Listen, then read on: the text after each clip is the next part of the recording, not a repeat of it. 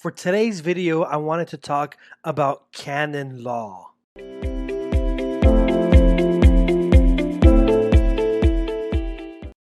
I want to be real with all of you. I'm not a canon lawyer. I'm not a theologian or philosopher, but I do like to read.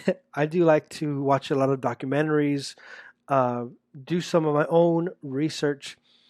And although I'm not a canon lawyer, there is access to the book of canon law on the internet. And while I was in the community that I was in, there wasn't really that access. So for today, this video is going to be talking about what is canon law. And the reason why I want to talk about canon law is because it was used in a way to make us obey everything that we were told to do, even if it was against our conscience, even if it was against what we believed in, because we joined as people trying to be good Catholics. And for this video, I'm not trying to preach to anybody. I'm not trying to be, hey, join the Catholics or I hate Catholics.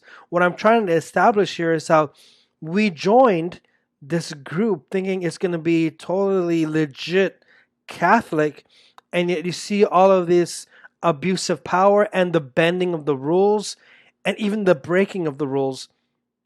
And every time there was a question or there was an observation, things don't seem to be right here, they would always say canon law. Father Bing would say canon law, the highest law in the church, 1752, is the supreme law of the church, is the salvation of souls.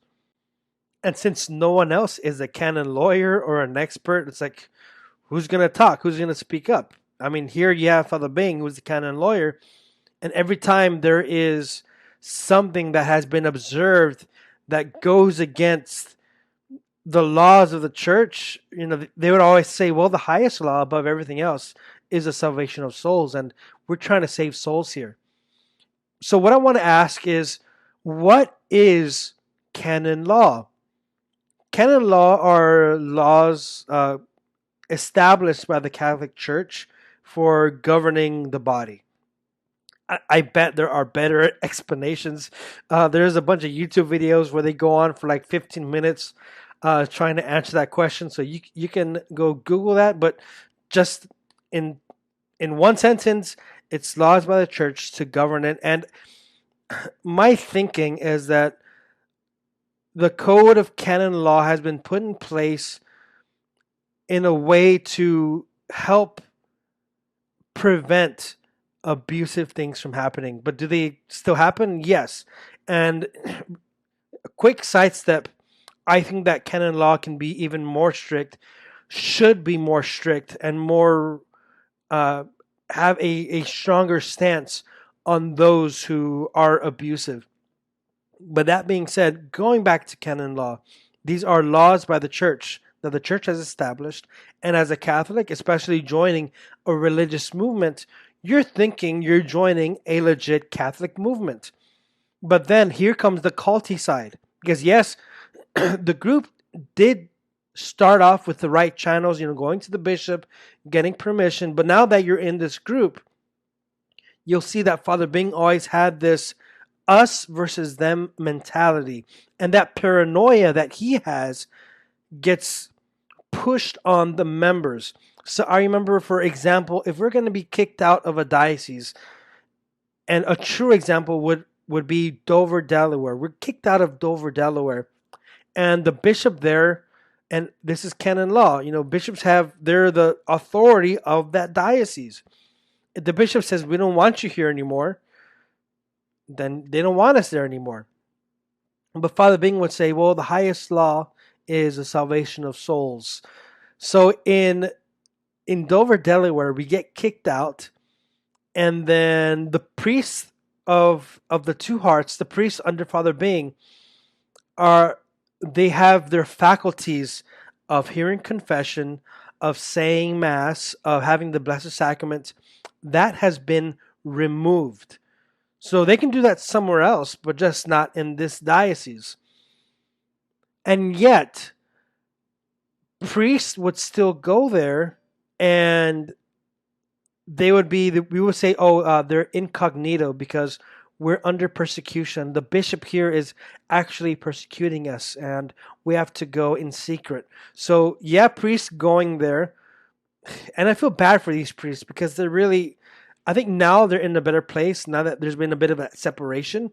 But at that time, we all looked at Father Bing and the leadership as trustworthy, and they would bring that us versus them mentality, that the church and everyone else is out to get us, out to destroy us, and that only Father Bing, only his movement is a safe space, and that everywhere else they're pretty much doomed or they're infiltrated by the Freemasons. All of this, as I said earlier, paranoia. So going back to Dover, Delaware, we get kicked out, and you still have priests going there in secret in Dover, Delaware, still holding the Blessed Sacrament, still having Mass, still hearing confessions of the members.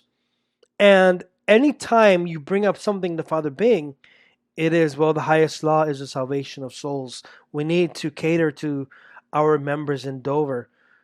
And the funny thing is that Father Bing and the leadership would teach us an obedience which had to be exact. You had to do promptly what they told you, no questions. You just get it done. And so when I started seeing that, I'm thinking, I mean, how come with us, the members, we're expected to obey you guys, even if it's painful obediences? We're expected to obey you guys, but yet you can't obey the bishop, who is the legal authority of this diocese.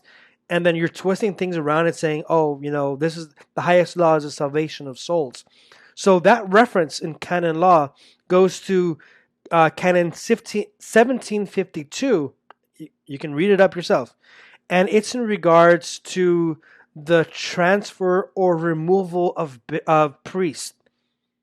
And that, when a bishop does this process, he has to also keep in mind the salvation of souls. He has to keep in mind that's the highest law. Everything you do is for the salvation of souls. Okay. But with Father Bing, it's like he twisted it.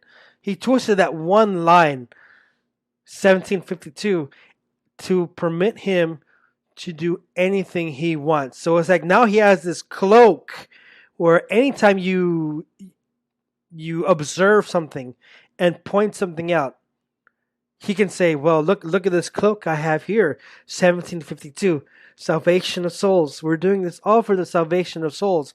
And yet sometimes the things that happened there were abusive and against our conscience. Because, after Delaware, I did leave. I got sent to the Philippines. But now let's look in the Philippines, because that happened also in Nueva Ecija, in San Jose, where I'm not sure what was going on, but what we were told was that the bishop was trying to destroy us, that the bishop of San Jose, Bishop Milo, was persecuting us, and we had to leave in the middle of the night. So we packed our bags. We went to Laguna, to Santa Cruz or Santo Angel, Laguna, thinking that the bishop is out to get us, that they're infiltrated by communists or by Freemasons. And we would go back to Nueva Ecija. I would go back dressed as a student, as a college student. And it's funny because I wasn't even in a real college. And you're going there because now the vision is they're against us. These bishops are against us. But the highest law is the salvation of souls. So we need to go back there and still hold on to our connections with the people in Nueva Ecija. But we have to hide. So we would be in hiding. But the thing I'm trying to convey is how they use Canon 1752 to justify all of their weird practices, even if it was disobedience to the local authorities, to the bishop, and even when it came to other things in canon law. And I'm going to be breaking that down in future episodes, but I'm going to be breaking down how they really went to an extreme level when it came with the mass, the liturgy, when it came with the stipends, when it came to recruiting, and maybe some other things which I can't think of at the moment, but I'm planning on doing this because these were things which we had questioned as members.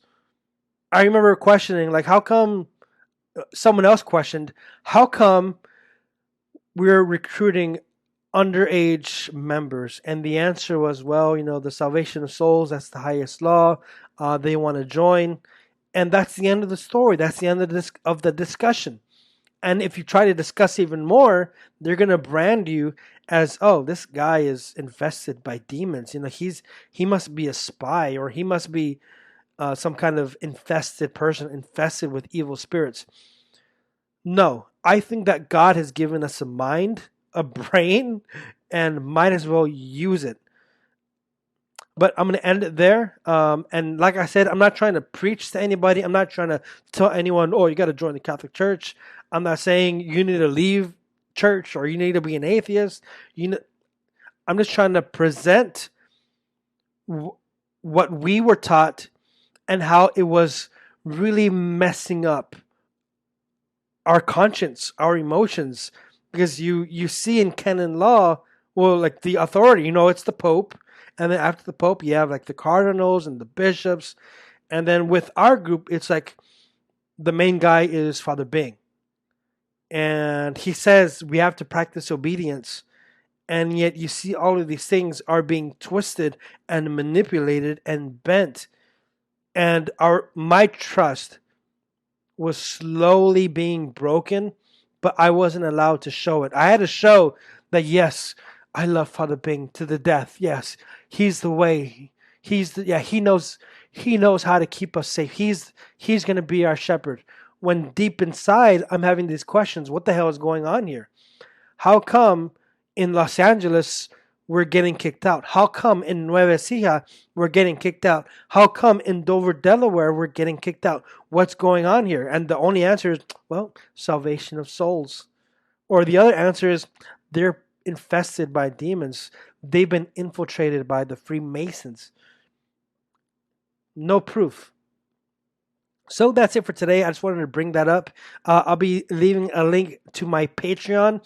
It's not an amazing Patreon just yet, but I'm really working hard, and this does take a lot of hours of research and a lot of preparing for these projects. So if you want to check out my Patreon, and if you would like to assist me, that'll be amazing. It's patreon.com/Truth That Heals Podcast. That'll help me so much. Thank you for listening. And if you have any comments, want to reach out, feel free to hit me up. Thank you very much.